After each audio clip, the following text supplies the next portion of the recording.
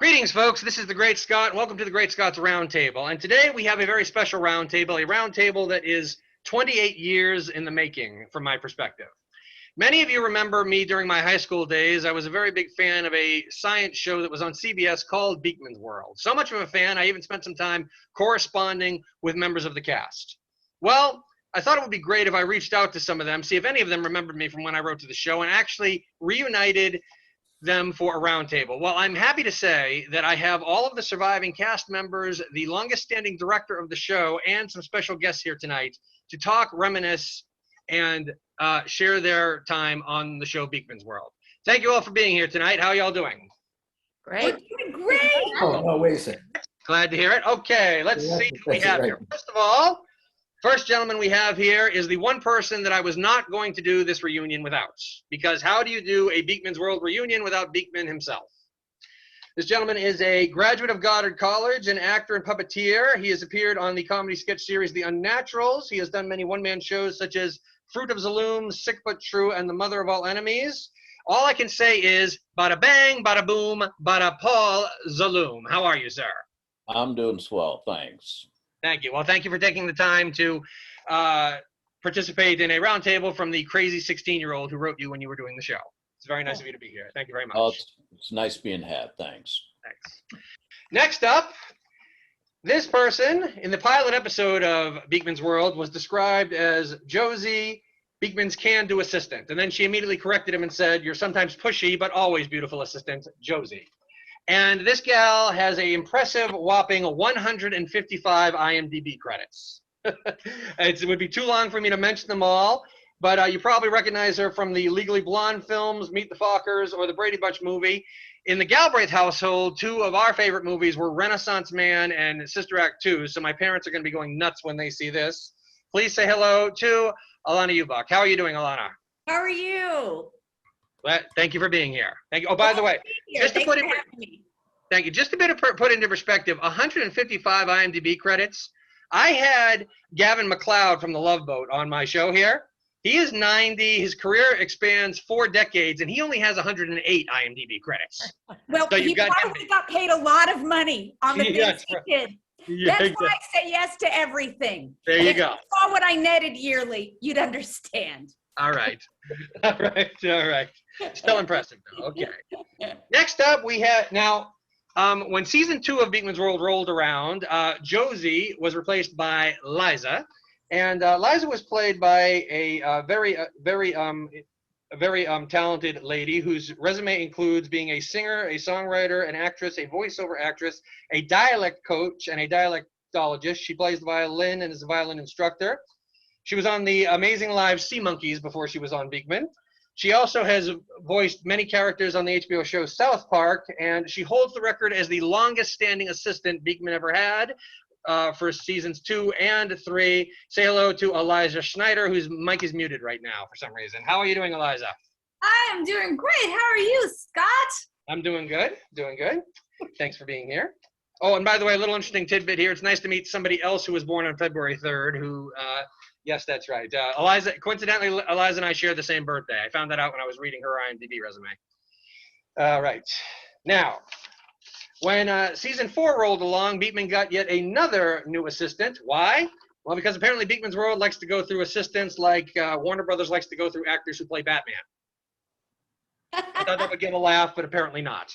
Okay, she was played by an actress who appeared in both the first 2 Home Alone films, playing one of Macaulay Culkin's cousins. Her film credits include Can't Hardly Wait, DC Cab, Scream Queens, and The Kiss. She had reoccurring roles on My So-Called Life, Sister, Sister, and General Hospital.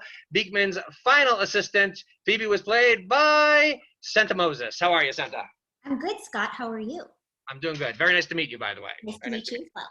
Thank you very much. Okay. Now, you could not watch Beakman's World and get through the whole great song, and then it would end with Beakman, and you would see the lab, and most of the time you would see 4 little words before the show would actually start. And those 4 little words you almost always saw were directed by Jay Dubin. In fact, the list of episodes of Beakman's World that this guy did not direct, you could probably count on one hand. And you would see, yeah. And He has over 30 directing credits. He directed episodes of ABC's Dinosaurs. He's done videos and documentaries that have featured people like Billy Joel and Andrew Dice Clay. In a recent phone conversation that I had with him, he described Beakman's World as a labor of love and one of the funnest things he had ever directed. And you would think a director would know how to work his webcam, but hey, nobody's perfect. Well, you sure cleaned up what I said. Yeah, please say hello to Jay Dubin. How are you, Jay? I'm okay. Yes, you're sideways, but you're okay. Yes. Nice to see you, sir. All right. Now, when I started this roundtable, you might have noticed that I said something. I said that I have reunited all of the surviving cast members of Beakman's World, and I can honestly say that's something I wish I didn't have to say. Because the reason that I said that is because the only person besides Mr. Zaloom who appeared in every single episode of Beakman's World was an actor who played the very funny Lester D. Rat, a source of comedy, who, of course, was the guy, but he was much more than a guy in a rat suit. He was a Harvard graduate. He was a puppeteer for PBS's Storytime, as well as the puppeteer for one of the Penguins on Beakman's World. He was a producer, director, and an author, and his name was Mark Ritz. That's right. Unfortunately, Mark lost a battle with kidney cancer in 2009, which is why he's not here with us. But there are two other things that Mark was that were probably more important than everything that I've mentioned. He was a husband and he was a father. And it warms my heart that our two special guests here are his wife and daughter. They have joined us here to shed some light on the guy who wore the rat suit and made everybody laugh. First of all, we have Mark's wife, who is an accomplished actress and singer herself. You would probably know her best as her Married with Children role, where she played a reporter by the name of Miranda Veracrusta de la Cardinal. Did I say that right? No. No, I'm sorry. I wrote it down. There was no way I was ever going to remember that. What can I say? Miranda Veracruz de la Hoya Cardinal. Cardinal, yes, thank you. And I'm going to butcher your first name. What was it? Teresa? Teresa. Yes, we were having trouble with this before we started, and I messed it all up. Teresa, thank you very much. Thank you very much for being here. It's nice to have you. When I went through the internet to try to find members of Mark's family who wanted to join us, one of the things that just warmed my heart was to find out that his youngest child and only daughter has actually followed in his footsteps in producing educational programming as well as doing science education. Please say hello to Mark Ritz's daughter, Ella Ritz. How are you doing, Ella? Hello, just doing swell, thank you. Thank you. Well, thank you for being here. It's a pleasure to have you all here. And to be honest with you, as I mentioned to you all before we started, the 16-year-old in me is going nuts right now. The idea that I would ever pull something like this off. I was hoping to get Paul and maybe two of you. The fact that you're all here is just amazing. And when I reached out to Teresa and Ella, I was hoping that one of them would come. It just goes to show how loved Mark really was that you're both here. So I appreciate you both being here. One thing that I want to do before we get into the question, look at this. These papers are all the intros I just did. These are all the questions. Not an even ratio there. Okay. But before we get into the questions that I want to ask you, I want to quickly tell you guys and the viewers. Okay, how did this 43-year-old from Boston become a Beakman fan? Well, it started either my sophomore or freshman year. It's hard to remember. I was about 16, and I caught the show by accident. It was at the end of the first season at the time. And being someone who was already getting into being a magician, I really liked the experiments that you could do. You could also, I also retained more from the show than I did from any of my science classes in high school. Mr. Donovan and Mr. Walsh, if you're watching, I apologize. And so being someone, and just to give you an idea as to how much I watched the show and how much of a fan I was, okay, no paper. I'm going to cover my eyes so that you guys know I'm not reading a cue card here. If you have a question about how the world works, please write us at Beakman's World, P.O. Box 30087, Kansas City, Missouri, zip code 64112. That address is permanently burned in my mind because I watched the show so much and because I wrote to the show so much. Wow. Yeah, so anyway, but being someone who was into entertainment, you know, I was old enough that I understood that these were characters, that these were not real people.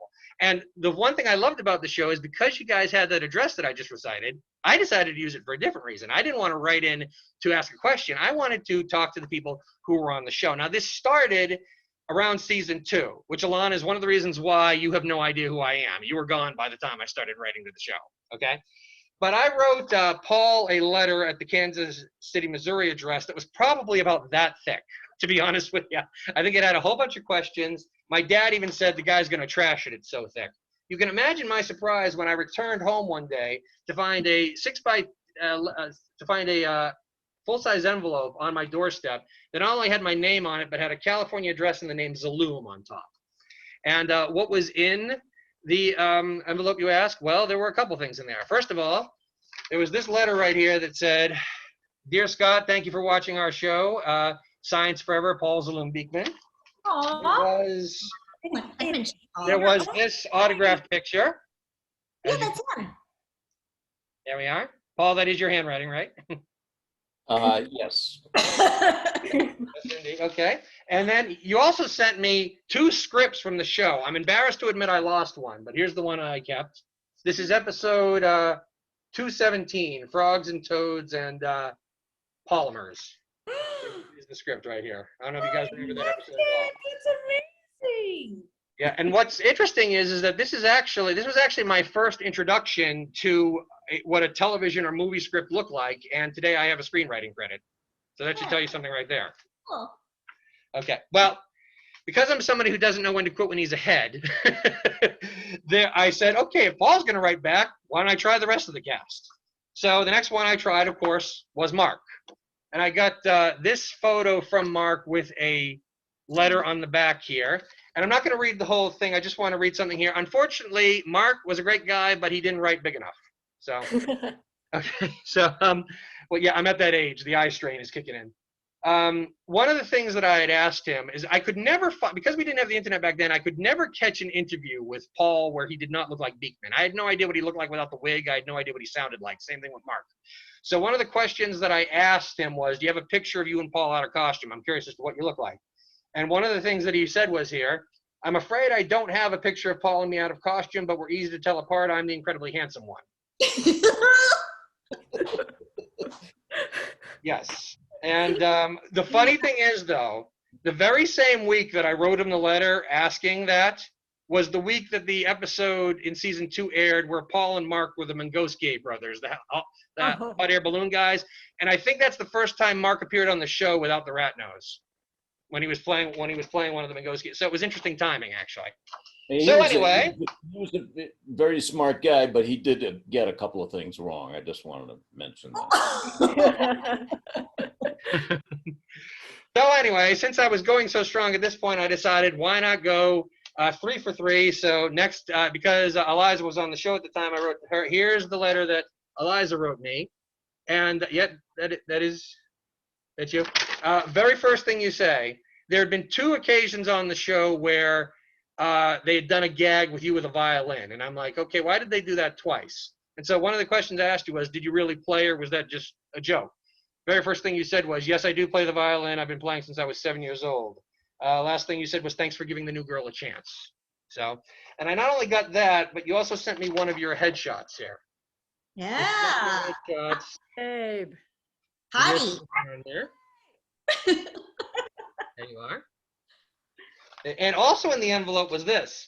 I don't know if you guys remember this, but Mark, Paul, and Eliza all signed this one. Oh. It says, to Scott, the Superman of sensationalism, Elijah Schneider. Yo, Scott, bada boom, Paul Zaloom. And hi, Scott, you're all right with me, Mark Ritz. You're all right. Yeah, that was one of his favorite things to say right there. But anyway, but none of these would prepare me for the ultimate reply that I got. One of the things that I did was I wasn't much of an artist, but I'd drawn like a freehand drawing. I don't have it anymore, but I'd drawn a freehand drawing of like all the characters on the show, you know, very, very, very rough, not a big deal. And there's really no way that you can show that to people. So what I actually did was I actually recorded myself talking, doing a few magic tricks, doing a few things I liked about the show, and I sent the tape to all 3 of the cast members. About a month later, I'm lying on the couch watching a rerun of Family Matters, and the phone rings. I pick it up and I say, hello. And the voice on the other end says, yeah, is Scott there? I'm like, yeah, this is Scott. And the voice says, yeah, this is Paul Zaloom calling from California. Aww. I immediately turned the TV off. For the record, I thought it was one of the kids at school pranking me, because when you're a 16-year-old who likes a kid's show, you get a lot of flack for that. And some people had actually, and I was the only Galbraith in the phone book, so people were calling me up pretending to be Paul, but saying, hey, Scott, this is Beakman, you know, being all, because they had no life and they had nothing else to do. So I wasn't sure it was Paul at first. And I'm telling my parents, this guy says it's the guy who plays Beakman. And they're like, Scott, hang up. It's not him. And then he goes, oh, yeah, we got the video. I'm like, the video? Yeah, nice magic tricks, nice poster. And I'm like, I didn't tell anybody at school that and I'm realizing it's him. I'm realizing it's him. And it's like, I'm sorry, I didn't recognize your voice. And then he talks like Beakman, and then I know it's him. And How I know many it's people did you call, Paul? Did you call a lot of people? I used to go into that bin that was on the stage that had the real letters in it. Oh, And yeah. then I would look up kids' phone numbers and just call them out of the blue. I did that for a while. I remember I called a kid once who was on Mott Street in like in Chinatown in downtown New York. Yeah. And I said, it's Beakman, and and we got your letter. I just wanted to call and say hello. And he said, actually, I'm in the middle of something. I got to run. It's so good. Right? That's so good. Yeah, it was fun. It was fun doing that, and the kids were great. And once, often I got a parent on like, who the hell is this? What are you doing? And why are you calling? And people would think I was putting them on, but it was fun doing that. That's But that was my favorite call. Really. I'm in the middle of something. I'm calling back.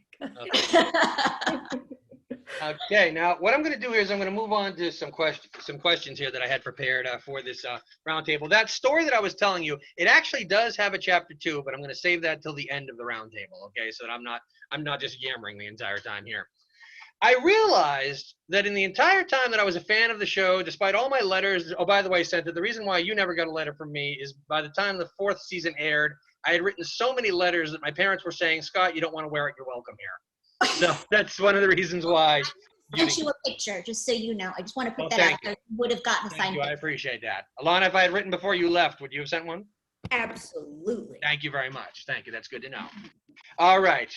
Anyway, I realized that there was one question when I was putting this together. I realized there's one question I never asked. Apparently, when you're 16 years old, you just don't care. But where did this show come from? I mean, how did it get? What was the genesis? I mean, if you read the ending credits, you know that it's based on a comic strip called Beakman and Jax. But what was the genesis of this show? I mean, how did it get started? And by the way, Mark Waxman sends his regards. He couldn't be here today. I did invite him though.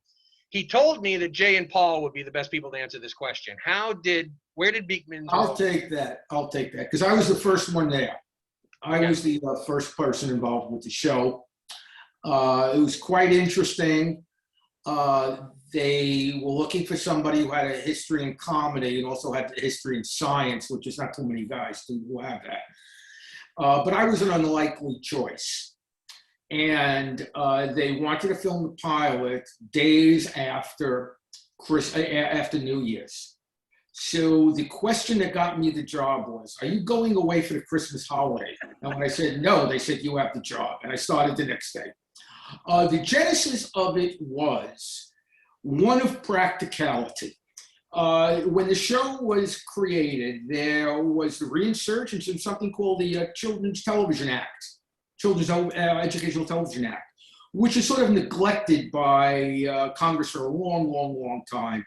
And they started to put pressure on the FCC to look into it again, because the stations, Saturday morning stations, were putting on the Flintstones, and when they had to fill out their form on what kind of educational TV, they said, oh yeah, Flintstones teaches about history. The Jetsons teaches about the future. So there was a rush to satisfy the Children's Television Education Act. So a guy named Ted Field at, what was the company he was with again, Paul? I have no idea. It was a big newspaper syndicated company. Andrews McNeil.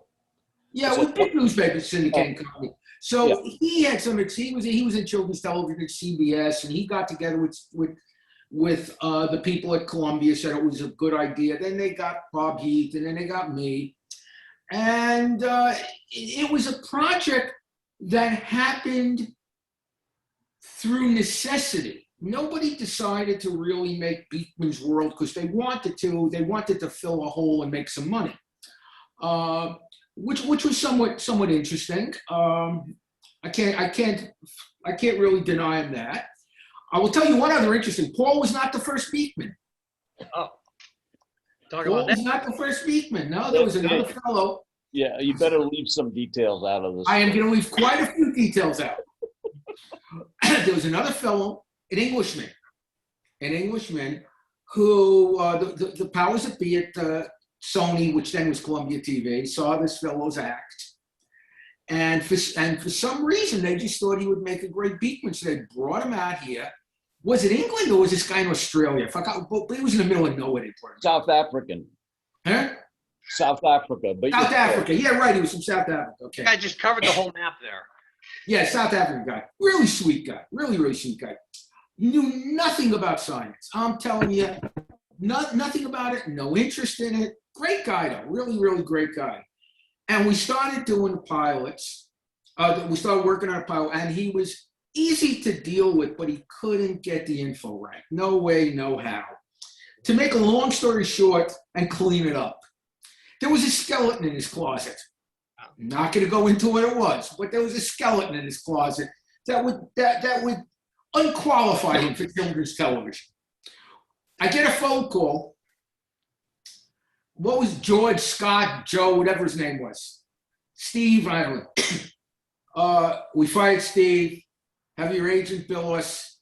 We're ending the whole project. Project's over. I go down to see Bob Heath. He fills me in all the details, which are not mentionable here.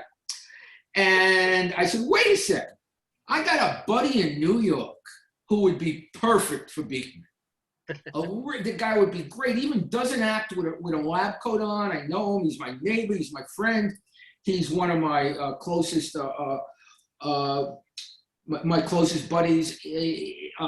Friend. They went to day camp together. The whole thing. So I called Paul up, and it was your 40th birthday. You remember that, Paul? Yes, indeed. And I'll never forget. I said, "How you doing, Paul?" He says, "My 40th birthday. My wife just left me. I'm going to jump out a window." And I said, "Don't jump, I got a job for you."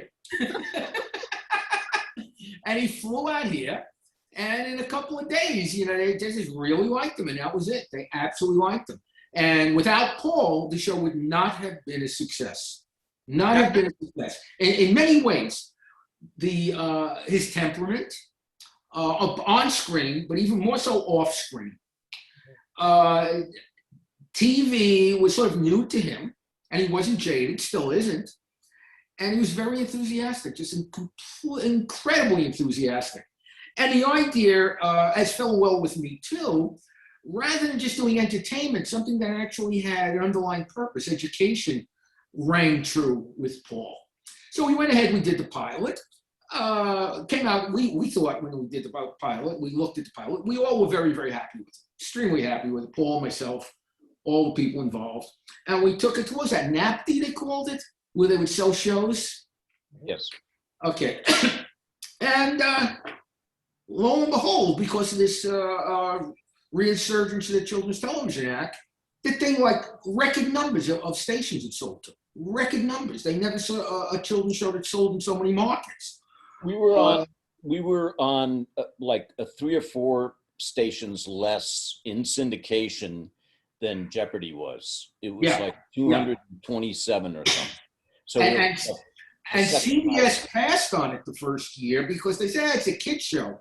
But after CBS saw the numbers in syndication, and a lot of them were CBS CBS affiliates, CBS picked it up the next year. So that's sort of the genesis of it. It's actually it's kind of interesting is that the first year it was on. Every time it actually was on the CBS affiliate here in the Boston area, but there would always be this thing that says the following program is a special presentation of Imagine That, which was some kind of they had to do that. The affiliates had to do that to satisfy that act. But that disappeared the minute that it went into season 2. Exactly. Before the internet, my parents hated all the 411 numbers that I ran up because I was constantly calling television stations to find out. I was constantly calling 411 to get television station numbers to find out what was going on with my favorite shows. You guys weren't the only ones. I was doing that a lot, actually.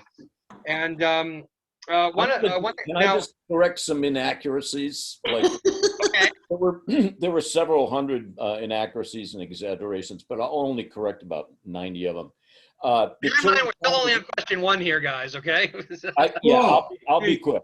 You're bursting my bubble. Yeah. The Children's Television Act of 1990 was actually instituted shortly before the show got underway, and it just required local stations to have a certain amount of informational and or educational programming per week in order to get their licenses renewed. So the reason it went into syndication in so many stations was because everyone wanted to get this inoculation against FCC disease. And that's why CBS bought it out of syndication. And we went from 99% coverage in the country to 78% of the coverage. And the week they bought it, they lost 7 stations to Fox. So it was definitely a step down for us going to the network.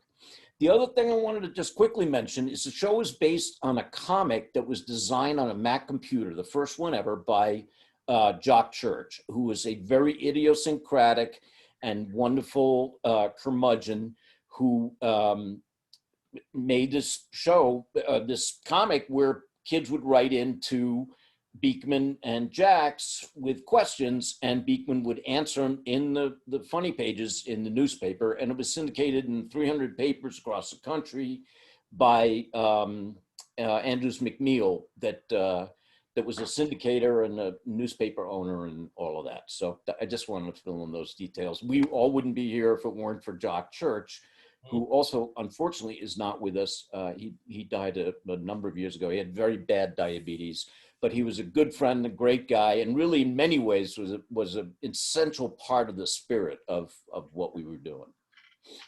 Paul, I seem to remember, I was reading, when the internet first started, I did read your bio in a couple of interviews. Is it true you knocked down a beaker of water during your audition and you ad-libbed a little, and that's one of the reasons why you got the job? Yeah, I was pretty nervous. Talk a little bit about your audition. We heard Jay's point of view. Yeah, I was nervous. I hadn't slept the night before. I was just improvising. There were some beakers of water and stuff like that. It wasn't going that great. I didn't really have a character, blah, blah, blah. But at some point I knocked over a beaker of water, and being a live stage performer all my life, I was used to ad-libbing. Something goes wrong, you go with it and you exploit it and you see what happens.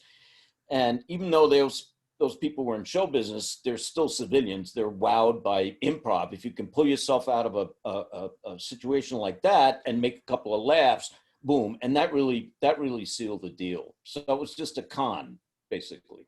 Well, Paul, I remember that there was a tremendous amount of improv on the show. Although we stayed within the framework of the script, a lot of the jokes, I think more so than verbally, we physically improvised a great number of jokes. I think you guys also, tell me if I'm wrong about this, did you guys occasionally leave bloopers in? Like, for example, I remember one of the early episodes, there's a scene where Alana's with Mark, and they're doing one of those things where they're telling the kids how they built something at home.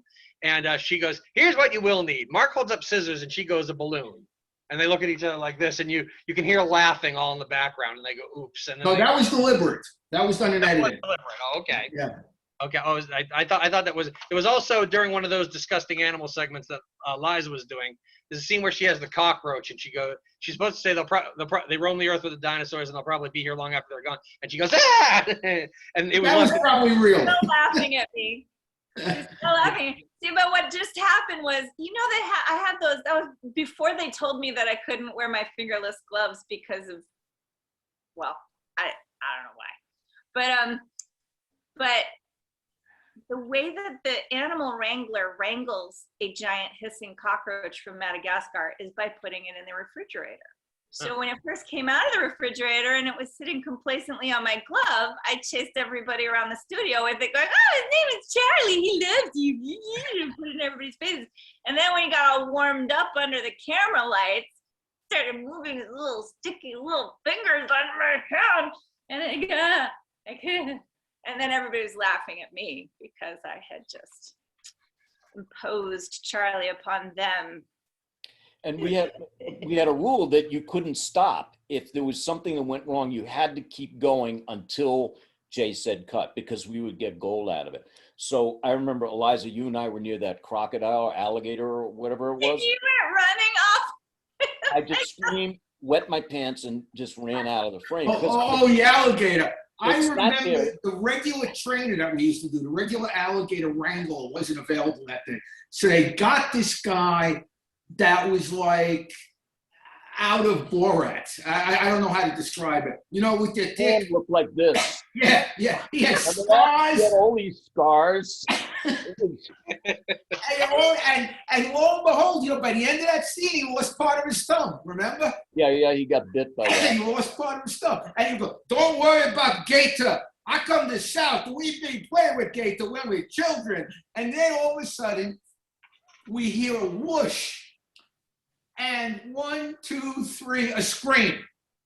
And we roll the tape back.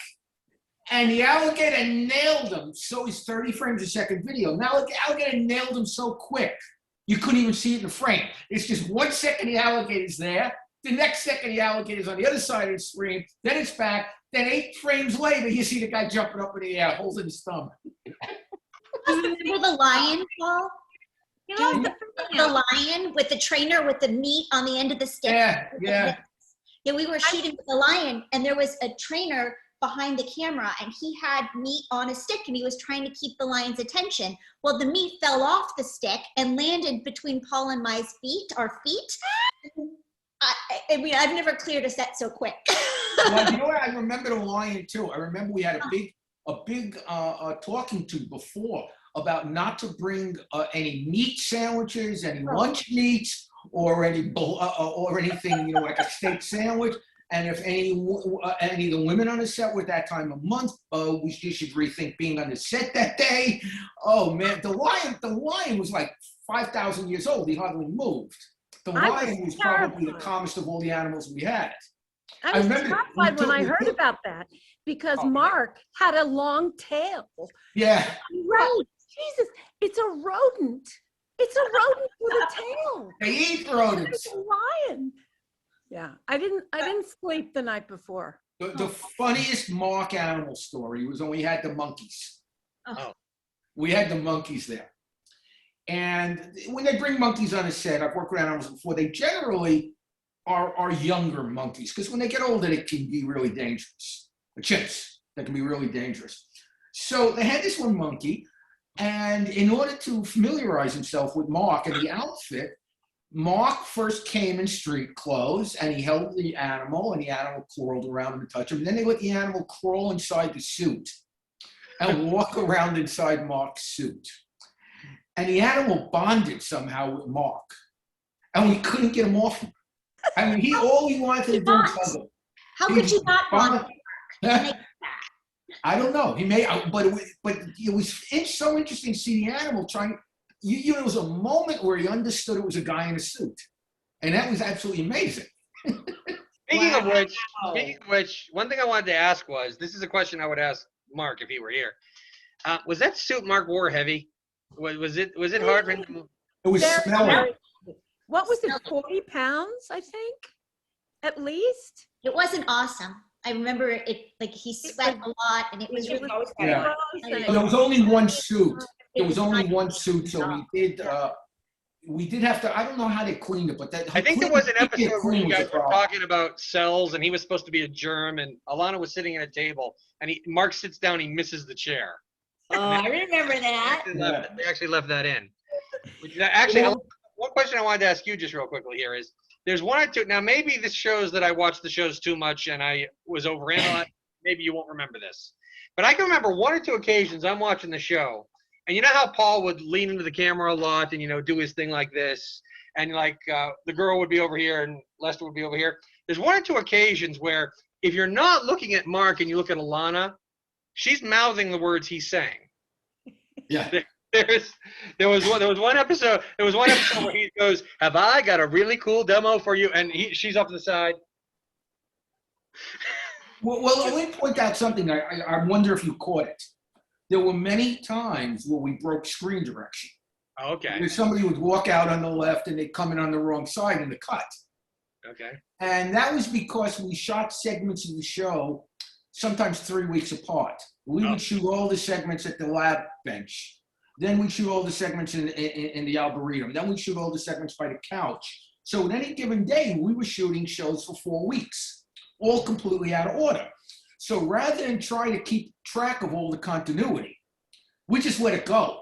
And what Paul would do, Paul would improvise when somebody would walk in and we'd realize it's the wrong way, he would just do a double take like this. How did they come from the wrong way? And we let all that just stay in the show.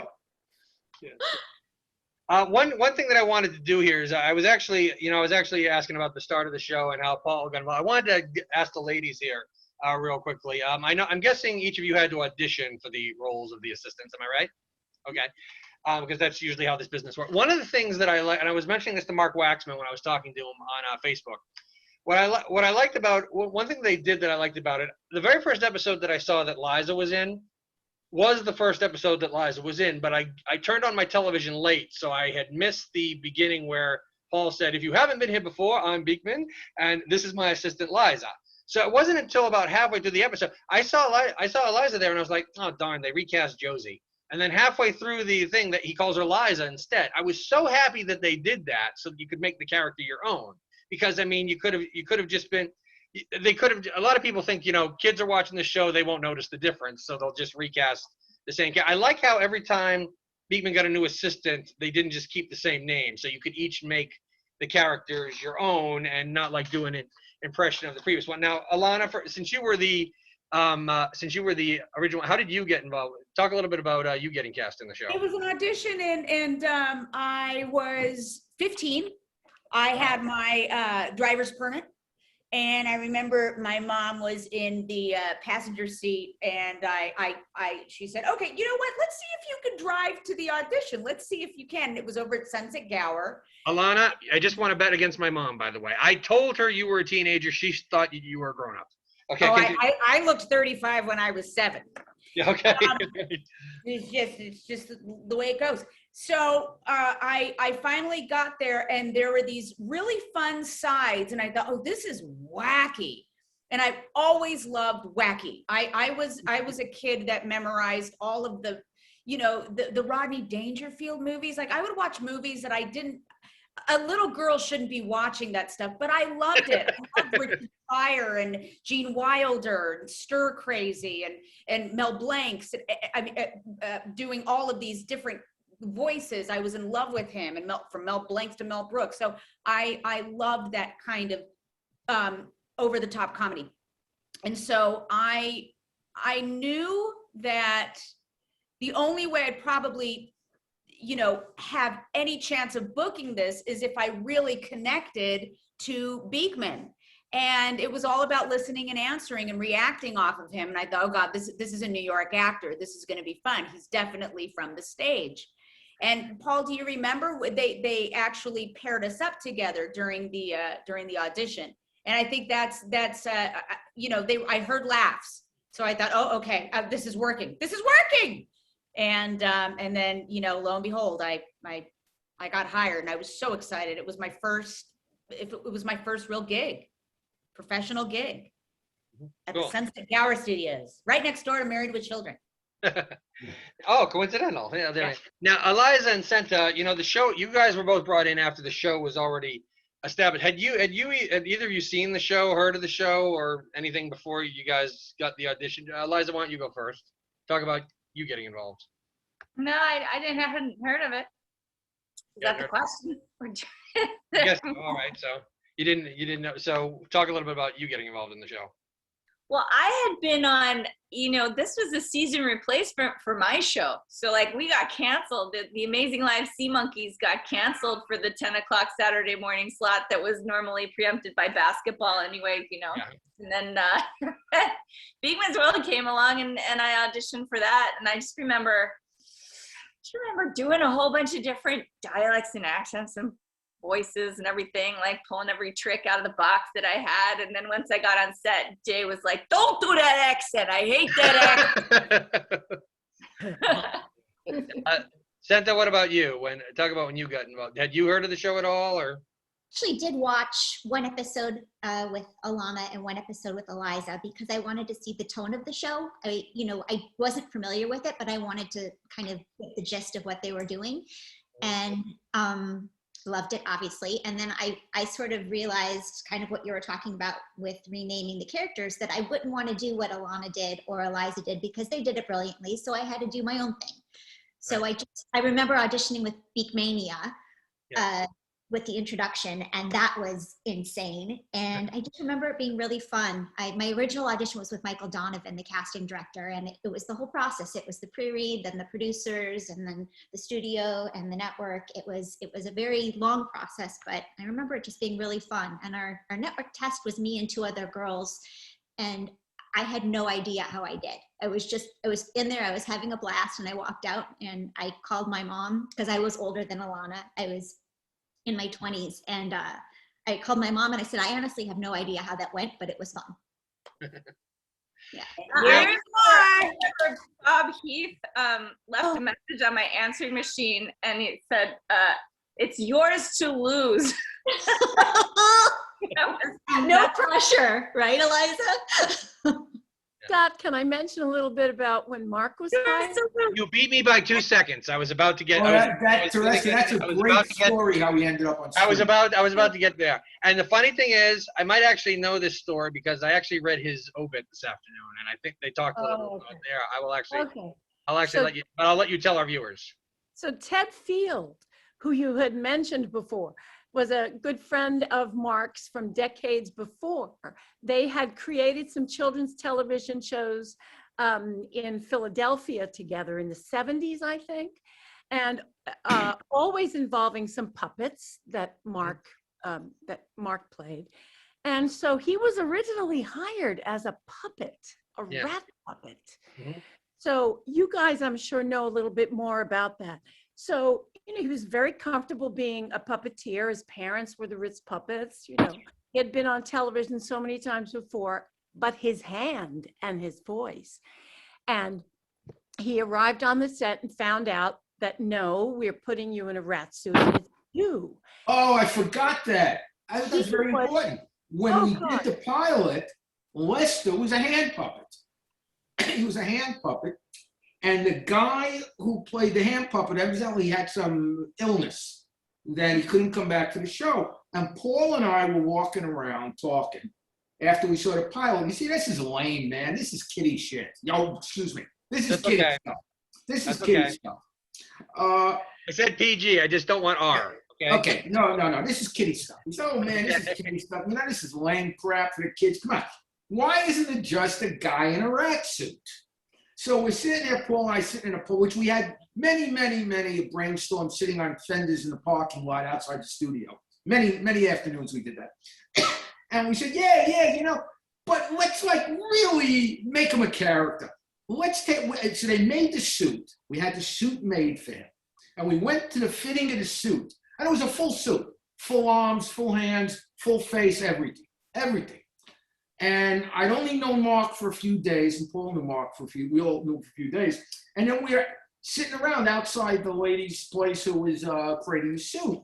And he agreed with us, yeah, man, this is just, it's so kiddie. It's so kiddie, and it limits what we can do. So all 3 of us came to this revelation. Take the arms off, treat them like Ed Norton in the old Honeymooners with the T-shirt underneath. Yeah. And keep the ears, but take the face off and give him a nose with a rubber band. And then Mark came up with the idea, and I'll play the character as the poor schlub who just got cast as the guy in a rat suit. And I'll play brilliant, which I thought was good. I'll play the rat, but it'll always be I'm the guy in a rat suit, and we'll always. One of the things I loved about the show kind of broke the mold or broke the fourth wall. Yeah, that was one of the most brilliant things. Where you have a person in a costume, and it's a person in a costume, and especially when it's an animal. Right. Exactly. Yeah. Exactly. Now, Teresa, I have a question for you here, if you don't mind. First of all, I should have asked you this before we started recording. My apologies. How long were you and Mark married? We were married for, let's see. Married 95. We're married about 15 years. Awesome. So how did the okay, I got a job as a guy in a rat suit conversation go? How did that? First, it was a puppeteer job. Right. But when he found out that it was going to be himself acting, he died 1,000 deaths. He was so nervous. I can't do this. I don't know what I'm doing. I'm never going to be able to pull it off. And of course, his friend Ted He was knew him to perfect. be one of the funniest people alive, and had faith that he could do it. And of course he did. So, we had a very silly household. So I was thrilled that he was playing something so ridiculous. Well, I When I think was we were all the people. When I was involved. reading Mark's obit this afternoon, one of the things that Paul said is that it was kind of funny that you guys were both puppeteers who got cast as actors on this show. Mhm. Yeah, Yeah. I think the thing is, it's not that hard for puppeteers to put down a puppet and just act. At least some of us, Yeah. you're inhabiting something with life and you're manipulating it. It's not that big a deal just to drop it and make yourself the puppet. Mhm. I hate to correct you again, Jay, but actually what happened was we went to a fitting for the rat suit before Mark was hired. And it was a woman out somewhere who had a Punch and Judy collection that was unbelievable. But anyway, I tried on the suit and it didn't have sleeves yet. I don't think it had a face. It only had the ears. And I was wearing a t-shirt with the sleeveless suit. And we were like, oh, that looks fantastic. It looks like rough trade. It looks like somebody you see down by the docks who like kick the crap out of you. That's great. Let's give him some tattoos and do the thing with the cheese, rolling it up like a pack of cigarettes. And I think, Did he have like a cheese on his arm as well? Yeah, yeah, a little cheese tattoo. Yeah, and then we also said, if we're gonna, let's forget the face. That putting a big mask. Oh, and there it is. Oh yeah. Oh, isn't it great? Yep. Have the cheese. Oh, and this is his heart-shaped boxers that he wore Yeah. in one of the episodes. Oh yeah, When yeah. the major stuffed explosive it. stuff blowed him up. That's so I remember that episode. Wow. It was a piece of sponge, if I recall correctly. Yeah. It Yep. was- So the tattoos weren't his then; they were fake. Oh no, Oh, and they changed every episode. Oh, okay. They would move from side to side. We would deliberately move them. Yeah. That's a deep Oh, dive. Mark, Ella, I realize, Ella, I appreciate you waiting patiently here. I haven't asked you a single question this entire time. My apologies. Okay. I know you were just a baby when the show was being filmed, right? But did your dad ever share any my days as a guy in a rat suit story or anything like that? Or are you well known as the daughter of the guy in the rat suit? Well, since I work at Griffith Observatory and my coworkers are all science nerds, I do have somewhat of a reputation as the rat daughter. But yeah, I mean, other than that, like I was not even born for most of the time that the show was being filmed. So, I mean, I don't really have any insider knowledge apart from, obvious knowledge about my father. But, growing up in a very ridiculous household, that was part of it. Now, when I was looking you up online, I found your Instagram first, and you had one post that said that one of your coworkers accused you of turning into your father because you had cracked a joke in the middle of a presentation. What was that about? Oh yeah, so during one of my lectures at Griffith Observatory, I'm a museum guide. I also produce content for the new online school program. I was giving a lecture in the theater, and it suddenly hit me in the middle of a performance that I had kind of become my father. Just like being involved in the production of science content and also performing the science content itself. And then I told some of my coworkers that, and I think a few of those coworkers had no idea that I was Mark Ritz's daughter. And so they were freaking out and I was freaking out, and it was a day. One other thing that I should tell you just real quickly is that, when I looked, you have two older brothers, right? Mm-hmm. Yeah, I was looking for them as well, but your oldest brother, James, he's got a phone book name. That's what I mean is if you Google that name, you get the phone book. It's like there are certain names that if you're trying to find the people on Facebook or social media, you might as well have looked up John Smith. You know what I mean? I honestly thought I had found your brother, and it said that he was a district attorney. So I called up James Ritz. Turned out it wasn't him at all. And he's like, no, I'm Mark Ritz's nephew. And it turns out there's another Mark Ritz. Apparently this guy was like a very distant cousin of yours. That but when I said I'm sorry, I thought you were Mark Ritz's son. He was like, oh, I know who you're talking about. So this district attorney did know who your father was. So, oh wow. That's okay. fun. Well, just so that I want to add, can I just interrupt for a second? Sure, go ahead. Mark never complained about the suit. Mm-hmm. Ever. And that thing weighed a ton. He used to have a fan that he would stick underneath it that he would blow under there. He also had those big stinking feet that he had to wear, but he didn't complain. He was amazingly good-natured, all the time. He was hilarious, and he had a voice that he did for the first few shows. It was Right. like a character kind of, and he figured out this doesn't work, and Yeah. he stopped doing it after the first couple of episodes, I and caught sort of that. settled into the voice that he did. Mhm. But he was like, it was like having a whip cracking on you, because he was so good and so good with the timing and all of that, that it required you to really be on it to make sure you could match the quality of work he was throwing out, because he was just so great. You know, And- one of the Added so things. much Go more ahead. to everything. He just added so much more. Like, he didn't just, you know, say the lines as written. He always had little bits. I remember I would look over and Mark would be in the corner coming up with little bits. Like, he always added so much to the scripts, and yeah. Well, let me interrupt you. Mark and Paul, amazing improvisation. Also, the good thing about Mark and Paul, tremendous physical humor. Wonderful physical humor. But there's one guy we're not talking about. Ray, the hand. Yeah, I was going to get to that actually. That's in the second set. That's in the second set of questions. Okay, I'm waiting. I was going to ask if did you have a designated crew member who played Ray, or was it just Beakman, It was Ray. who? Yeah, he was. Ron Giannacoula. He had a IA card as a prop guy, but he also had a SAG card because he was a comedian. And we were very inspired by Soupy Sales. And Soupy Sales had White Fang and Blue Tooth or Black Tooth or whatever, which was a hand that came in with, and all you saw was the hand of this giant dog, and Soupy would look up at him. And so a lot of stuff was inspired by the Soupy show, and that was one of the things that was. And when his hand would come in, or Jay would say, have Ray bring it in, the whole crew would go cha-ching, because it meant he got like the day rate just for his hand coming in. They all go cha-ching. But he was great. Ron Giannacoula, very talented guy, very funny guy. And we had the kind of set where people on the crew, if they had an idea, could throw it out there. It was sort of like the world I come from, the avant-garde theater, performance art, whatever. That's the way it works. It's not super hierarchical. I remember one improvisation. Let me finish. So he did the show. He would throw out ideas, and Jay would be like, okay, that's a good idea. Or he would say, no, terrible idea. Let's move on.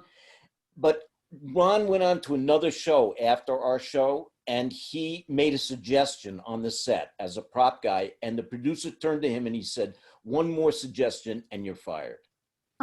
So that was the kind of atmosphere. He had a really good atmosphere. And Waxman, the executive producer, told me, he gave me very good advice at the beginning. He said, you're the lead character in this show. He said, your mood will determine what the mood is like on the stage.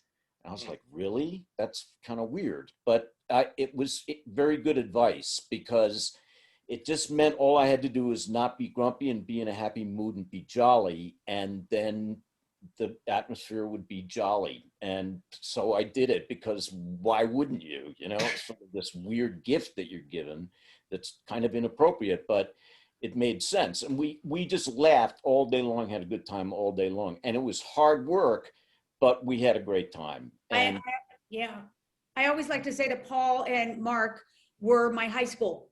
I didn't have high school. I dropped out. Well, technically I was in high school, and they had this amazing tutor for me, Rhoda Fine. Do you remember Rhoda Fine? Oh, yeah. I just talked to her daughter 2 weeks ago, Rhoda Fine. They're doing a documentary on her. She's still alive, you guys. oh, She's that's 94. wow. And she still has her scruples. She is unbelievable. She's such a force. Anyway, I always say that you were my teachers. You were my mentors, and I had that to, you know, I never got nervous during auditions and when I was working after Beakman's World, because I had these amazing teachers in Paul and Mark, and it's pretty Now, amazing. Paul, one of the things I should mention here, like I said, I was reading Mark's obituary this afternoon. One of the things that you said, I thought this was perfect, because I was going to say something similar to this.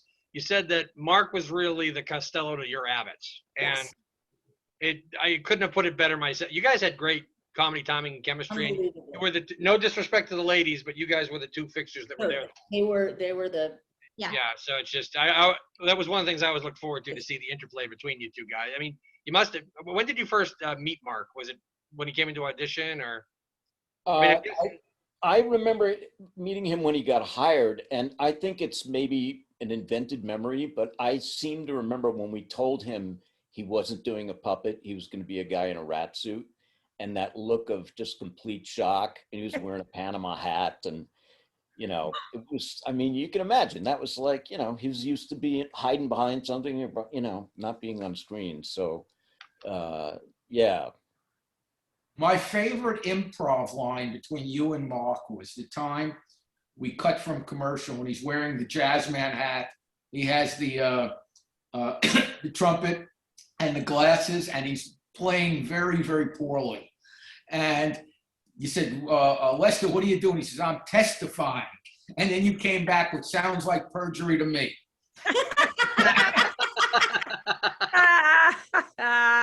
Oh, man.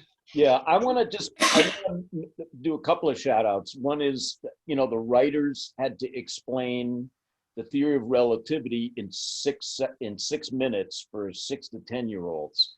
And it was a really tough job to take that complicated stuff and find ways to articulate it. So full on props to them, how they did that. It was pretty amazing in 91 episodes. And the show wouldn't have been successful without Jay's vision, not only comedy and also science, well-versed in both of those, but also having a great visual sense, which was that Jay always saw the frame as a frame, the way a painter sees, you know, a canvas. He always thought about the whole thing from edge to edge and what was going on. And the show had a very idiosyncratic way it was shot. The camera never moved when Jay was directing. The two cameras were next to each other. They had ultra wide angle lenses. They were never more than 3 feet from the characters. And what made it kinetic wasn't the cameras moving, but the performers moving back and forth between the two cameras, which was a very difficult practice to learn for us, especially because he always wanted us to pull each other and twist each other around and change positions as we made to the next camera to make the cut. May I add to that? That was also a function of practicality. The Bob Heath, wonderful guy, wish he was here with us to talk. He's okay, he's just not here. The word came from the studio that they wanted more motion in it. So they wanted to bring in cranes and dollies. And I said, you're crazy. We can't do the show on this schedule. Shoot 2 shows a week, film style, with crane moves and dolly moves. Well, how do we get more motion? I said, motion is relative to the frame line. We don't have to move the camera. We just have to move the people in and out of the frame. So we developed, Paul, myself, Mark, we developed this technique where they, rather than cuts, well, they turned into cuts, of course, in the edit room, but they would almost be automatic cuts. They would walk from, move from camera to camera to camera, or just completely through the frame line to give you the sense of motion without having to rehearse and do difficult camera moves. This next question that I have, funny, here's the weird part. You guys have actually answered. I was going to ask who played Ray's hand. I was going to ask for some behind the scenes stories. You guys have given me a lot of those already. Here's one question that I want everybody, and Ella and Teresa. Boy, I'm gonna get so many comments on YouTube about not knowing your name. Sorry. There's an Ella. You guys can even answer this as well, because this might actually be a tough question for some of you to answer. But do any of you have a favorite episode of the show? Snot. Flatulence. Really? No, we did an episode on flatulence, and my family felt like I was in my zone. So I think there was so many that are my favorite. Well, I had a very different point of view. Rather than watching the finished show, my point of view was in crafting it, and which I enjoyed crafting. Very, very interestingly, the one that I enjoyed crafting the most was the one I was most object to when I saw the script. We were doing a show on special effects. I have a very, very dear friend who was a multiple Academy Award winner, special effects, CGI, the whole thing. And I immediately offered to set him up at his place and he'd give him the whole tour. No, they wanted to do old-fashioned barroom breakaway chairs and breakaway. And I was not happy with that. Not happy with that at all. I thought, this is yesterday's news. But then when we started rehearsing and Paul and Mark started goofing around, I just realized this is hysterical. And from being the one I was least interested in doing, it turned out to probably be the one that was the most rewarding for me. Anybody else? Mark Mothersbaugh did the opening. He was the lead singer of Dio, yeah? And he did the music for Beakman, that famous ding, ding, ding, ding, ding, ding, ding. And I was so excited because in the Human Voice episode, I was able to drive to his house and record the song at the studio that he had in his house. And I was so excited that the lead singer of Devo was writing all the music to it. And that's something that was just amazing to so many people in their 20s and 30s watching the show. And that was yeah, so that was my favorite experience too, Alana, was going to the studio and recording the oil song. There's oil in brand new toilet seats. That one, going to and you know who was there at Mark's place was Bill Mooney, who wrote Fish Heads. And I actually didn't know who Mark was. I knew who Bill Mooney was because of all of the Dr. Demento years. And I kowtowed to Bill Mooney, and Mark was like, what am I, chopped liver? What? my God. Yeah. I also Wow. I want to shout out Jean Stapleton. Yeah, I was just going to say that. Yeah, fantastic. Beak's mom. I mean, that was a really big deal for me when she walked on set because All in the Family is one of my favorites, and it was so incredible to watch her work and just see that natural comedic ability. Like she just rolled right into it. There was no, she was incredible. So that was definitely a highlight for me too. Anytime she came on set. She was great, and her daughter was the line producer, Pam. And one of the takes, she had to put this beak phone thing on my head, and it was this big contraption made out of headphones, and she stuck it on the wig, and she pulled it back, and it pulled the wig off my head. And then, and then she just sort of got flustered and tried to pull the wig down. It was great. How long did it take them to put that wig on you, Paul? I just tugged it on and pulled it, and they tweaked it a little. And Well, you told me that when you emailed me, you said that the show holds a special place in your heart because your dad was on it. Having watched, do you have a favorite episode? You're muted. You're muted. Oopsie. Gosh, I mean, all the episodes are sort of jumbled up in my mind, and of course, a lot of the episodes combine different topics. Right. I love the ones involving astronomy, of course, because that's what I work with now. I specifically, for some reason, I specifically remember the one where you're putting together blocks on a bridge, and they're all just like held together by that like upward force, whatever you call it. I remember as a kid, just my mind being completely blown by that episode. But yeah, I loved it when you can come into the kitchen and things would explode, and like, the doctor would come along and give like a very scientific explanation of things when it was really just ad-libbing. Yeah, I don't know. So many favorites. All the actors played different characters. And one of my favorites, of course, was Art Burns. Get out of my kitchen. Yeah. Mark I think he was a cow at one. Was he a cow? There was a cow. Rat, the rat dressed in a dress. You did a Western episode once. Lumberjack. The lumberjack. He was so cute. Didn't he play a doctor at some point? Yes, he played a doctor. I'll never forget that one. He played a doctor. And he played doctor several times. But one week they were talking about good hygiene. Paul was talking about good hygiene. It was video with a voiceover that Paul did later, and the voiceover went something like, and cleanliness. And it cuts to Paul in the shower. And then all of a sudden, you see, they step back, and there's Mark in a doctor's outfit next to him with a brush rubbing his back. He didn't put his arm on me like. Too. Remember when he played with the sportscasters, where he wore that? Oh, that was great too. Like, Yeah. And he takes the headset off and it shows Paul's head. Yeah, the wig stayed on the headset. Right. Oh, so many winks, so many Easter eggs for adults. Yeah. Really. So many, Yeah. Well, that so many actually wonderful characters. It was a real testament to all the astounding actors on the show that Yeah. they all had such a range. Yeah, Paul, one that reminds me of something I wanted to ask you. I know that Eliza, Alana, and Mark, of course, would play other characters from time to time, but I think most of the historical figures that you guys would get a visit from, do you have any idea how many different characters you played on this show? No. Let's name a few. Alexander Graham Bell, Robert H. Goddard, Zacharias Jensen, the Caveman Og, Professor Ian Boring, the list goes on. So, Edison. yes. Bernoulli. I think my favorite show was Really? earlier than when you and Mark Renton. hot air balloon guys. I thought that was very funny. Montgolfier. Really,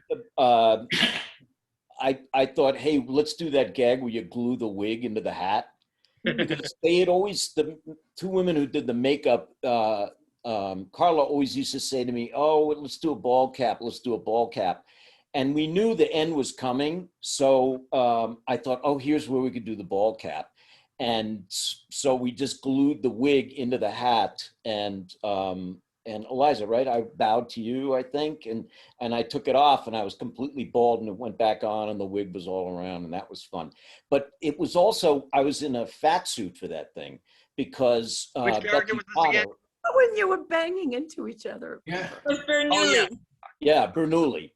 And Betsy Potter, who's the costumer, brilliant costumer on the show, and should have gotten an Emmy and never did. And she did an amazing job. She and I talked about doing a fat suit for the longest time.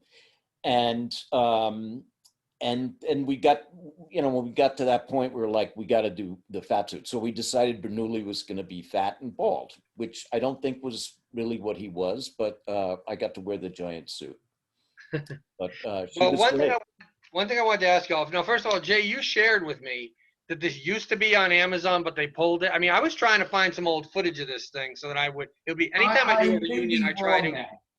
What's it again? Paul again would probably be able to correct me, but I think when Sony wanted to start their own streaming channel, I think they pulled it from Amazon, and it kind of has never been there since. And there's been a lot of talk about where the masters are or aren't. I'm not really sure, but I know it was on Amazon for a while. I couldn't find it on Amazon or Netflix. No, it's out. It's out. Paul, you know better than I the history of that. Paul, didn't you send us a link where they're all on, is it Daily Motion or something like that, where you can see them? Yeah, they're on Daily Motion, but those are technically bootlegs. Oh, Yeah. well, sorry. Yeah, we were on something called MeTV for a while. Yeah. But I mean, this is actually the really great tragedy of the show is that the studio doesn't really care about it and they don't sell it very much. It was evergreen. It was designed to be evergreen. I mean, things do change in science, but a lot of stuff like, gravity is still the law. And especially considering the fact that the show, it was a sort of a cult hit in the United States and people liked it, and it was Spielberg's favorite TV show and all that stuff. But in Latin America, it was a gigantic cultural phenomenon. And, you all are super famous in Latin America. You wouldn't believe it, how many tens of millions Half the YouTube of clips I people. found were in another language. Say it again? Half the YouTube clips I found were in another language. Yeah, but in Brazil, in Ecuador, in Chile, in Mexico, in all of these countries, I have had so many people come up to me and say, I wouldn't be a scientist today if it weren't for you. I wouldn't be an astrophysicist. I wouldn't be a neuroscience. I wouldn't be a teacher, a doctor.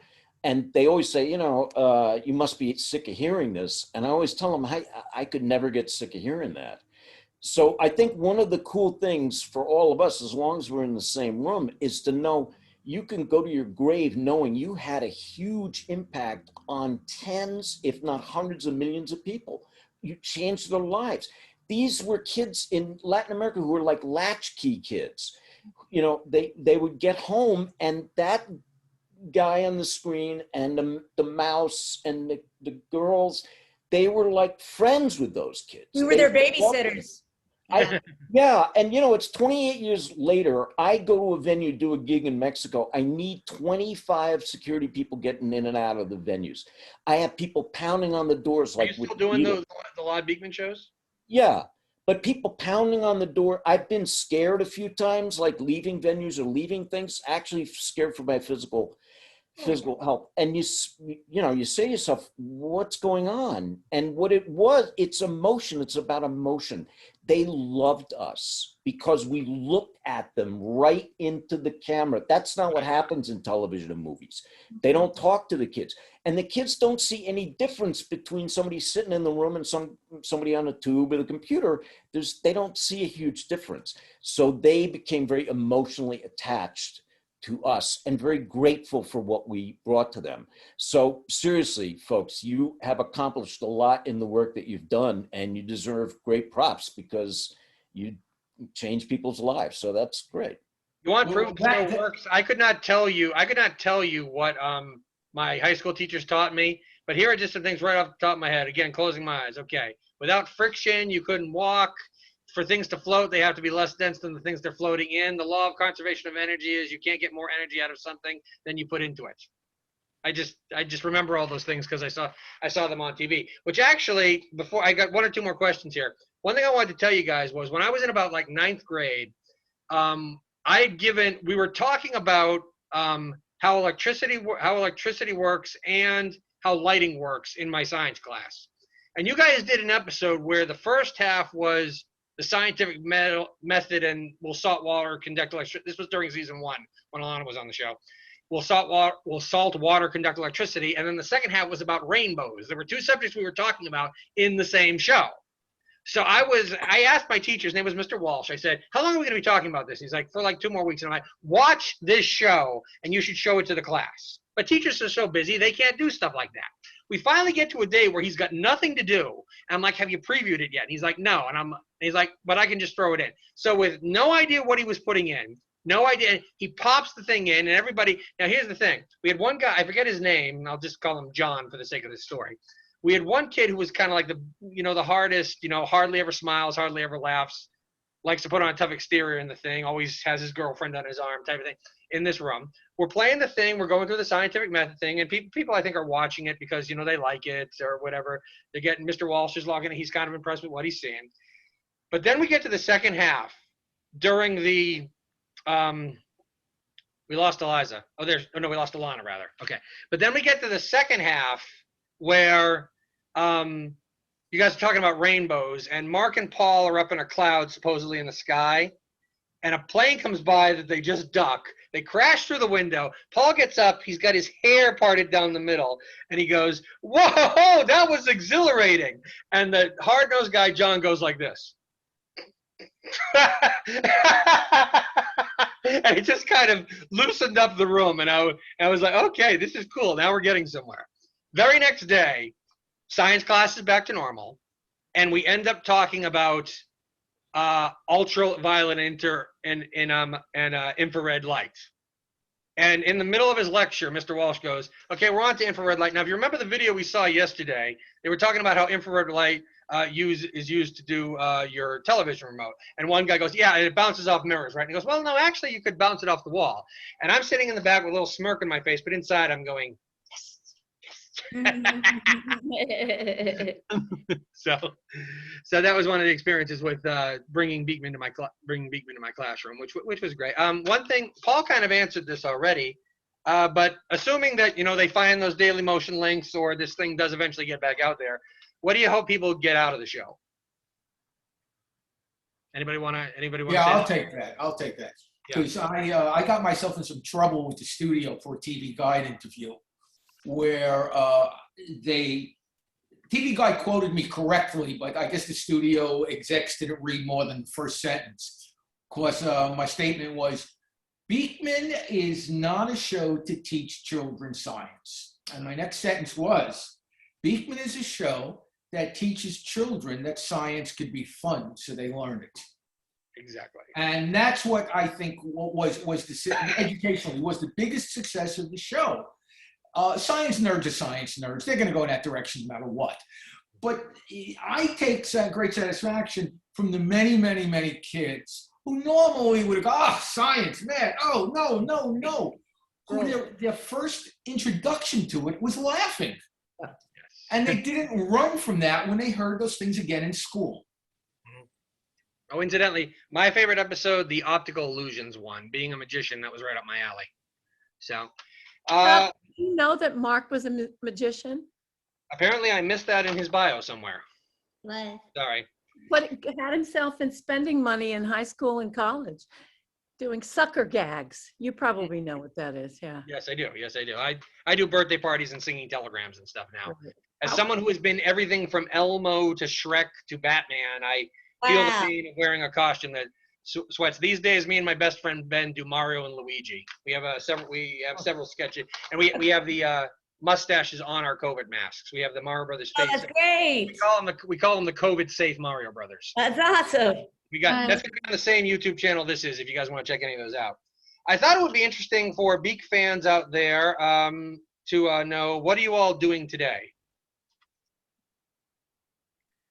We lost Jay. You lost Jay. I'm sorry, hold on. Answer that question. Well, I was just, before we move on to that, I just wanted to say what one of my favorite things about the show is at the time there were really no women on television and in a science lab, and despite the fact that we had to wear petticoats and long earrings in a science lab, which Ella will tell you probably not a good idea. At least we were represented. You know, I was working at the time with Girls Recast TV, and at least there was a little bit of representation so a little girl in South or Central America or anywhere can see a woman in a science lab, like doing science. So that really made me happy. And what I'm doing now is I'm a dialectologist, and I study phonemes, and I teach Koreans to sound Korean, and I teach Japanese people to sound Japanese. It's bizarre. Given all the voices you did on the show, when I heard that about you, I wasn't surprised at all. Oh, her skills are so deep. It's like amazing. It's like she's possessed. I mean, she not only can do all of these different accents, even ones that have just shades of difference between them, but has this amazing ability to teach other folks how to do it and how to hear the differences and then have them come out of their mouth. So it's Suzuki ear training method of music. I do an accent whenever I do a singing telegram because everything is better with an accent. I go like, hello, how are you doing? I'm Pinky Tigarella. Very nice to see you. Yes. People say, where's that supposed to be from? And I'm like, nowhere. That's my best impression of Martin Short from Father of the Bride. That's funny. Anyway, enough about me. Anybody else? Alana, Senta, Paul, what are you guys up to? I'm in Calgary. Let me pick you guys up and show you this really fun view.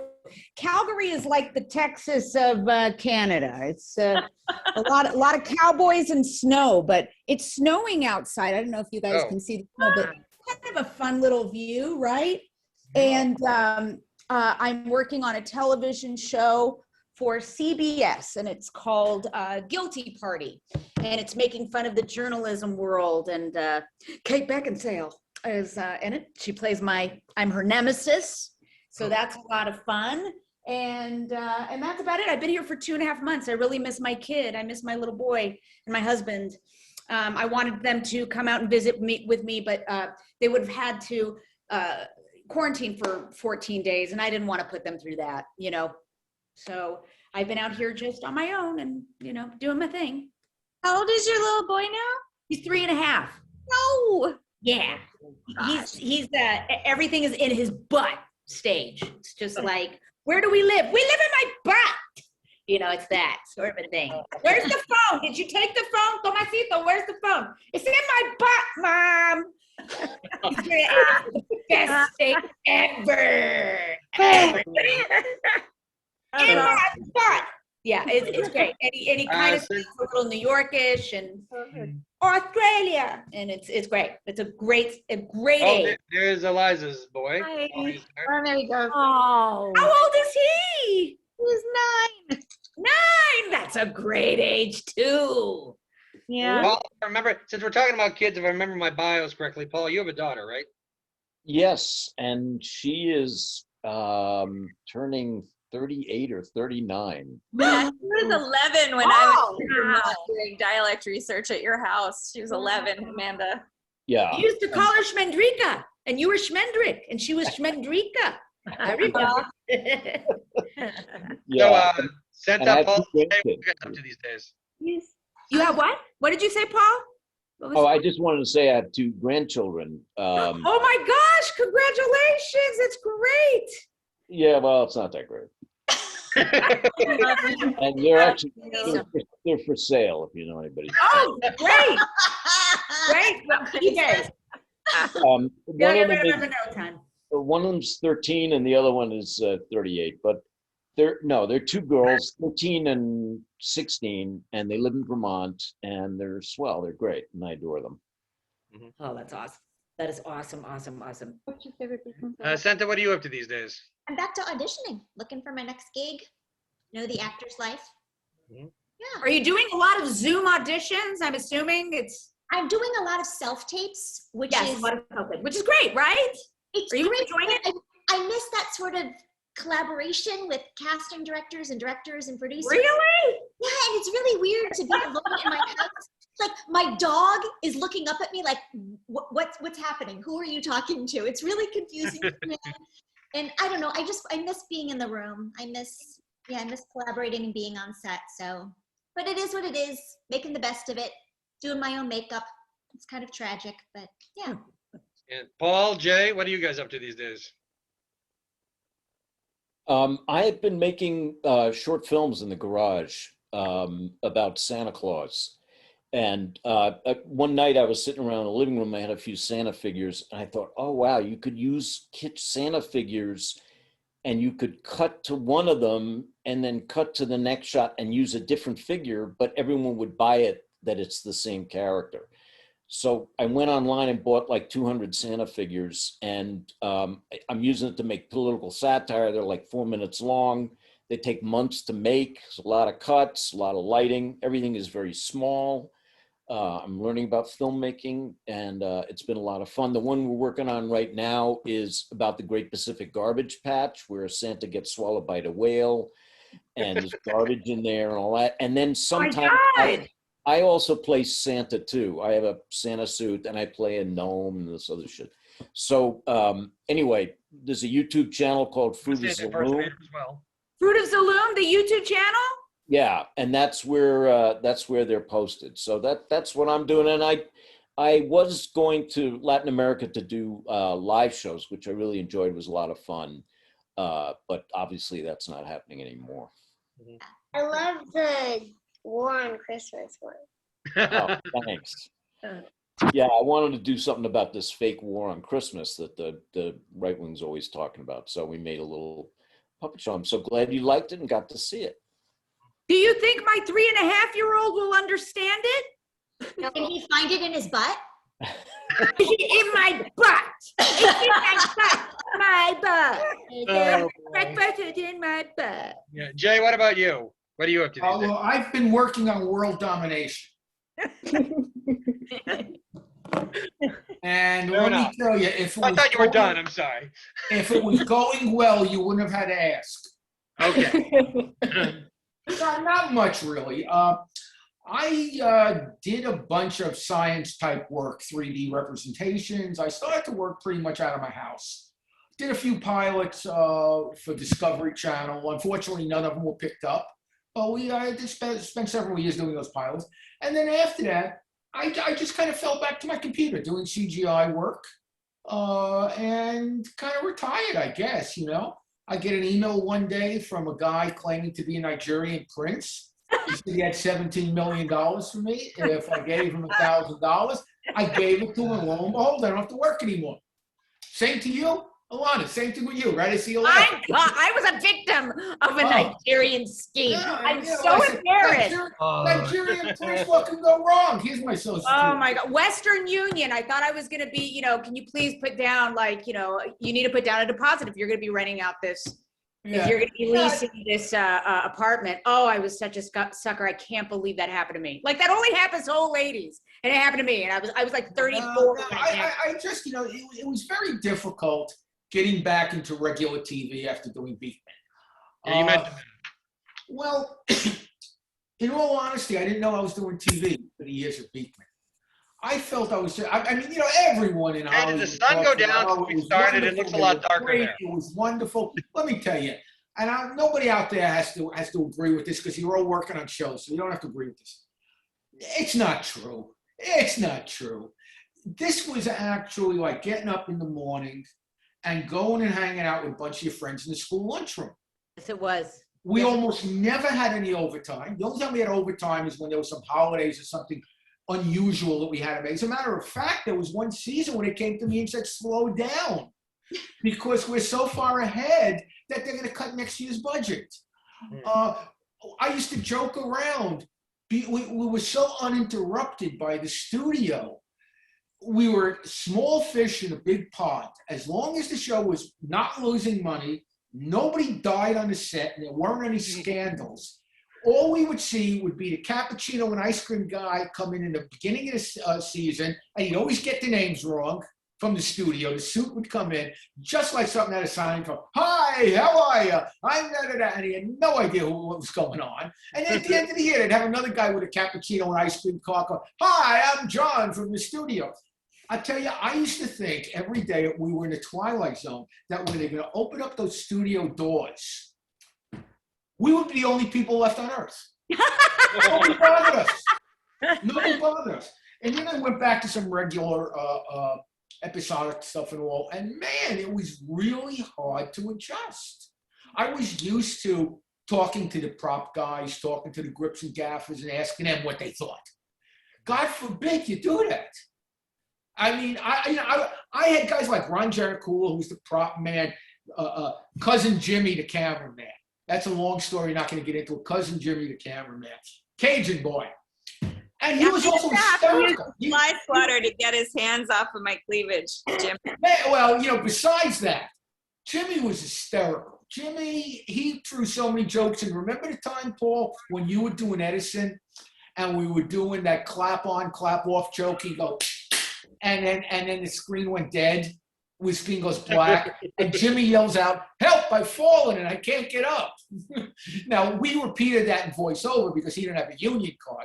But, I really liked the feeling of, how shall I say it, the collaboration with the guys you usually don't collaborate. It's taboo, it's forbidden to collaborate with these guys because they're the audience, not the executives. They're the audiences, and they know what's funny. Exactly.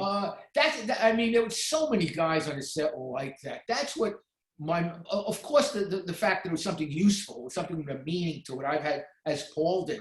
I occasionally get emails, just like you said, Paul, with people telling me that they're in the sciences now because of the show. I just can't tell you how nice that feels. So I went through a crisis afterwards. I went through a real crisis of what do I do? Fortunately, I had a lot of experience, computer experience, and I started a very successful one-man band doing high-end CGI, but not for TV, mostly for industrial. I did a lot of TV openings, but the thing was I would not work for other directors. I just wouldn't. It had to be on my own project. So I did a few, as I said, I would do openings because I wasn't working for anyone. It was just mine. I'd do it. And I started to work for major Fortune 500 companies where it's very interesting. It's a different vibe. A producer in a Fortune 500 company wants to go back to his boss and say, he's got the best people. Look at how smart I am. In TV, the producer wants to go back to his boss and say, what a bunch of morons. If it wasn't for me, they'd all be lost. So the vibe was complete 180. I really enjoyed it. I did some CGI shows. Paul and I and Mark did one that we couldn't, unfortunately, we also was a pilot that we thought was going to move but didn't. We called it Heads. And it was all about floating heads in the sky. It's another day, another time. I don't remember, but again, they did a theme song. I think it was Mark did the theme song too, and it was hysterical to see. No arms, no legs, only head, head, head, head. for a million years, hence from now, the human race. You know, it was interesting stuff, but weird, very, very weird. Yeah, sounds like it. Do Ella, Teresa, do you guys want to tell our audience what you guys are up to these days? What? I teach voice. Before the pandemic, I had a steady stream of students in and out of my living room, which was fantastic when Ella went off to college, when my teaching practice really hit with teenagers. So, you know, it kept me in teenagers. So I teach voice and sight singing and music theory. And that's mostly what I'm doing now. Ella, how about you? So I'm the program content coordinator for Griffith Observatory's new online school program for LAUSD fifth grade classes. The first program of 5 in the series is called Everyone is an Observer, and it actually just launched this last Monday. So it's very exciting and it's doing really well so far. We're having a really positive response from classes. And so I'm in charge of directing the production of footage, animation, video editing, pamphlets, program activities, and scripting in collaboration with them. That's amazing. Yeah, it's a lot. Job. Thank you. Yeah, it's so much fun. It's a blast, and yeah, great team. And she's a That's terrific visual artist. Yep, I Painter. have one of her paintings hanging in my office. That's right. Remarkable painter. Do you have a website or something Yes. Yes, that I we do. can find? I do. Yeah, ellaritzart.com. ellaritzart.com. Yeah, I had something here. I'm done. I got through all of the questions I wanted to ask you guys about the show and filming it. This is something that I literally came up with 2 days ago that I thought would be fun. Now, this is the longest roundtable in the history of Great Scots roundtables. We've been talking for 1 hour and 50 minutes, for crying out loud. But there's just a lot of, I guess there's just goes to show how much you guys love being on the show. I thought it would be kind of fun to do this to see if anybody has retained any information for being on the show. Do you remember the Beakmania segment in the middle of the show? Not the segments where you would dedicate a whole 15 minutes to one subject, but where Liza, Josie, or Phoebe would ask Beakman a question, he would answer it real quick. You go through like 3 or 4, okay? These are, I did not make these up. These are actual Beakmania questions. I pulled these from Daily Motion ones. And I want to see if any of you test to see if you've retained any knowledge from Beakman's world here. Let's see if any of you, raise your hand if you know the answer, okay? Here we go. Question. Check, please. I feel like yes, Paul. Check, please. Right? Yeah. I have to go to the back. I feel like I should go question. Okay. Oh, do you guys not want to do this? No, go ahead. I'm just Okay. gonna suck at it. hard. Okay, question. Why does a bull charge in a red cape? What is it? Why is a what? Why does a bull charge in a red cape? Someone I has know A the bull, answer a to that. bull, a bull charge in a red cape. Yes. He doesn't charge the red cape. He doesn't charge the red cape. It's the motion he goes after. Exactly.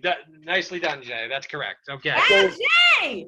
All right. No, because the blue cape's at the cleaners. So you know what I've been doing in the last few years too? I've been doing online auditing of courses at MIT and Caltech of quantum mechanics and advanced physics. So this is how I spend my evenings. Well, that's good. Jay, I want to thank you, by the way. Thank you for putting to rest my worry of talking too much during this roundtable. All right. Okay, let's see. Okay. When was the combination of spaghetti and meatballs flown over from Italy? 1923. No. No. Well, it had to be it had to come here at a time when there were airplanes to fly them. No. The answer is it wasn't. It was created in Brooklyn, New York. That's a trick question. Well, I'm just reading. No, I did verbatim what the kids asked and what Paul answered. Okay. That's like fortune cookies were created in San Francisco. Okay. All right. Here we go. And Jay and I were both created in Brooklyn, too. Oh, here we go. Our birthday is the same day. Paul and I share the same birthday. Now I don't. Oh, that's cool. Now I don't know if this is still true or not, but it was at the time. Okay. Does every state have a motto? Don't know. Yes. No, Alaska doesn't have one, or at least it didn't at the time you were filming the show. I don't know if it does now. I didn't check that. Yeah, Okay. they do, actually. You know what it is? I can see Russia from my house. What? What did you say? Well, what'd you say, Paul? I didn't hear you. We said the same thing. What'd you say? I can see Russia from my house. Yeah. Actually, that bit resulted in you and Mark doing a whole bunch of Alaska models, like the "I can't feel my feet anymore" state, or the "yummy blubber" state, or "who's playing the castanets? Whoops, it's my teeth" state. It was one of my favorites, and Josie kept getting aggravated in between. All right, what's the oldest letter in the alphabet? Z? No, it was the letter O. It's the letter O. It's the letter O. Oh. Okay. I'm tempted to stop here because we're not getting much. Nice to know. I think I retained more from this show than you guys did. Can There was a teleprompter, right, Scott? We had a What'd you say? There's a teleprompter. There you go. Okay. Can And lightning also, I want to point out, our record, I think, was 30 pages in one day. Now, the average film style show or movie is a page a day if they're doing well.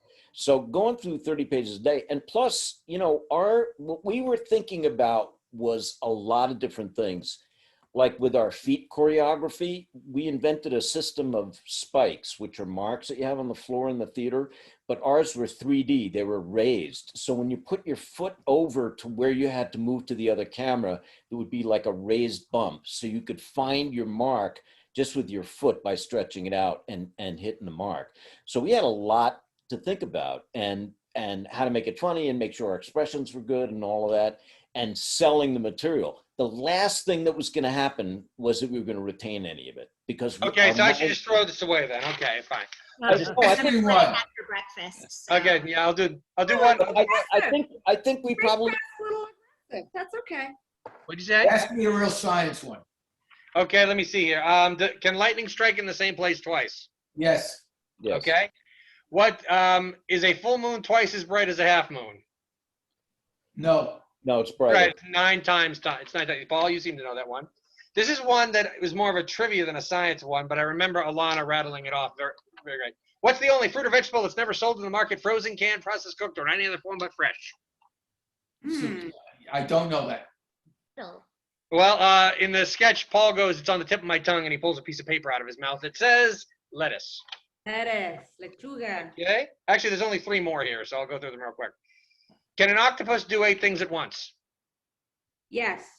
No, their brains can't function that way. Even though they have 8 arms, they're okay. They're like the third graders of the sea. You would have thought yes, but Yeah, okay. What's the little hole in the pencil sharpener called? The what? The little hole in the pencil sharpener. It's called the little hole in the pencil sharpener. That's what Mark says in the sketch, and then he gets hit by lightning. No, it's called a chuck. And what's the end of a shoelace called? An aglet. Right, that was another one. What's this called right here? A philtrum. Those are the bonus facts that Paul did right after he answered that. Okay? What creature has the biggest eyes? Snuffleupagus. No. Relative to the size of it? Mark, Lester guesses Elizabeth Taylor. But no, the correct answer is the giant squids. Their eyes are bigger than dinner plates. And that's all Beakmania questions I have. He failed miserably. Yeah, that's going to be the segment. Every time I do these roundtables, there's always one segment I end up looking at when I'm watching it again and go, what was I thinking when I did that? That's what that's going to turn into right there. Anyway, what I want to do right now, just real quick, if you guys don't mind, I told you that my Beakman story had a second chapter to it. Thankfully, it's a lot shorter than the first one. So after Paul called me on the phone, one of the things that I asked him was, how long are you guys going to be doing this? And he told me that there was a question mark about the show's future. Now, that's the kind of thing that you don't tell Scott Galbraith if he's a fan of something. And he said that we need support from our fans more than ever. So I immediately knew that I was going to write to the show, but I decided to go one step further. I drew up a petition that said, if you like Beakman's World, or if you support educational programming, please sign this. And I got 180 signatures between my school, my church, and a whole bunch of other places. And I mailed it to the CBS in New York, as well as to Eliza, Mark, and Paul. I photocopied it. I sent the original to CBS. I kept the photocopy for myself. And about a month later, Mark wrote me again. And what he said was, among other things, is that he said that the fact that I did the petition was fantastic, but he also gave me the address to the California CBS because I didn't have the address at the time. I only had the New York one. But this was also where he told me that he was the puppeteer for Kino. Now, I have no idea if my petition made any difference. And I want to word this right, but I remember shortly after wondering and not seeing Beakman for a while, suddenly Beakman shows up, and that's when Senta is on the show. And like I said, I want to word this correctly. Having Beakman on and seeing him with his third assistant was kind of a bittersweet thing for me. I was going to miss Liza, but the fact that he had a third assistant meant new episodes were being made again, which means the show was back. So that's why I say it was kind of a bittersweet thing. Of course, a year later, the show ended, and I didn't know where any of you guys were or what you were doing, and let's just say my Beakman fandom got the better of me. And I remembered what Mark had said in that letter, that he was the puppeteer for Kino, and PBS's Storytime was still going. So I called, did my 411, called PBS, and I wrote to Mark at PBS. This is the last letter I received from Mark Ritz. And he mentions a couple of you in it. And I hope you don't mind, I would like to read the whole thing to you. Dear Scott, thanks for your letter, which was just passed to me a week ago. All's well with me these days. I have a new baby daughter, 20 months old now. And I'm busy, though Beakman's World is probably out of production for good. It will start syndication this fall, so look for it on the cable channels. I just finished producing, co-directing, and co-writing a Barney the Dinosaur special for PBS and Fox. And I'm now writing and producing a 1-hour primetime documentary for PBS. It's called Intimate Strangers, and it's about microbes, one of the series of 4 shows that will air in early 1999. I'll be traveling to Kiev and somewhere in the Ukraine I can't pronounce, I'm sorry, at the end of this week to shoot some sequences for it. Paul just did a theatrical show in Los Angeles. Very funny performance, art puppetry that he's known for. Senta Moses is making a feature film, the name of which I can't remember. As for Eliza and Alana, I sadly haven't talked to them in a while. Good luck with all your projects. You're all rat with me. Mark Ritz, April 21st, 1998. This letter was 27 years old 2 days ago. Wow. That's the last time I heard from Mark. About 10 years, about 2012, I was again curious what you guys were up to, and I pulled up his Wikipedia bio, and that's when I found out he passed away. Well, Two squawking geese. what? What'd you say? 3 corpulent porpoises. 4. I don't know what you're saying. Come on, Ellen. One hen, 2 ducks, 3 squawking geese, 4 corpulent porpoises. Wait, no, 5 corpulent porpoises, 6 pairs of Don Alversos, tweezers, 7,000 Macedonians in full battle array. 8 brass monkeys from the ancient sacred crypts of Egypt, 9 lyrical, spherical, diabolical denizens of the deep who haul stall around the corner of the quay all at the same time. 10 new traumatic synthesizing systems owned by the seriously cybernetic marketing division shipped relativistically through spaceflight through the draconian sector 7, something like that. So that was. What in the world were you just saying? I'm sorry. What was that? That was something called the Tibetan memory thing that was taught to Mark Ritz by Jerry Lewis. He taught it to all of us. And he taught it to anyone who would listen. Yeah. And why did Jerry Lewis teach that to him? I don't remember. Did they work? Where did they work together? You know, it might have been the Ed Sullivan Show, might have been the Tonight Show. I seem to remember something about being in a studio, doing something together. Jerry Lewis was a huge fan of Mark's parents' puppets. And his parent, the Ritz puppets, were in a few Jerry Lewis movies. Oh, wow. Well, and I have a few close-up pictures of Jerry Lewis with Bobo the clown, just staring adoringly at this clown. Yeah. So they knew each other. They were friends. Yeah. Oh, we're being attacked by an octopus here. Very nice.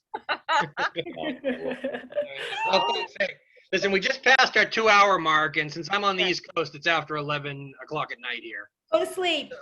So, yeah, I'm going to go to sleep very shortly, but I want to say to our viewers, thank you very much for joining us. And I want to thank the cast of Beakman's World for being here. Thank you, Ella. Thank you, Teresa. Thank you, Jay, for all being here. I don't know if I said your name right again that time. My apologies. But thanks very much. So long, folks.